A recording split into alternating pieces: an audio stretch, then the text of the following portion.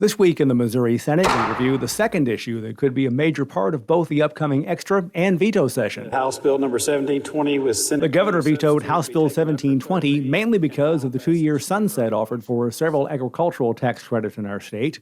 These credits were part of what turned into a much larger measure. Senator Jason Bean of Holcomb handled this proposal in the upper chamber.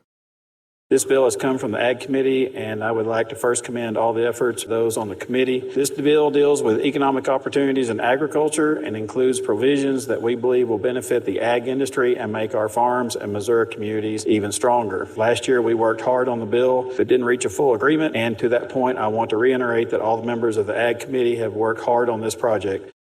During Missouri Senate discussion on April 5th, Senator Jill Schupp of Creve Coeur told the bill handler she believes this legislation would have different implications for different parts of the state. In my district, where my mom was shopping at her local grocery store, and there's a Marshall's and a couple restaurants and a dollar store, used to be a farm. I grew up down the street from where there was a farm when I moved in, a cattle farm, small, and then over time that was sold. The house was actually put on display in one of our parks, and it's now a retail, big, square-shaped strip center. But she adds she is not opposed to the idea. I think it's important that we know, because a lot of bills were grouped together in here into this omnibus bill. And, agriculture is very important to our state, and it's very important to our nation, quite frankly. We want to do well, and we want to succeed, and we want to do it at a cost. We don't want other people making up any slack for taxpayers that are getting credits. We just want to find that right balance. When talking about this plan on May 5th, Missouri Senate Majority Floor Leader Caleb Rowden of Columbia said negotiations dropped the sunset on tax credits from 6 to 2 years.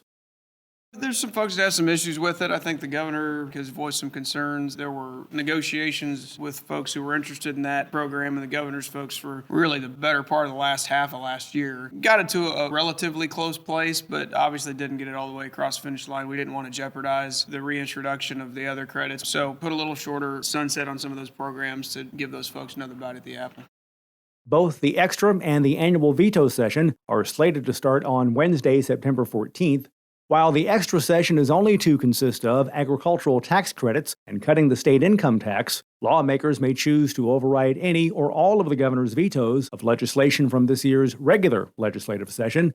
This includes vetoes made to line items in the appropriations bills that comprise the budget for the current fiscal year. By law, an extra legislative session can last up to 60 days. Veto session can run as long as 10 days. And remember, you can follow these and other issues facing the Missouri Senate by visiting our website, senate.mo.gov. Reporting from the state capitol, I'm Dean Morgan.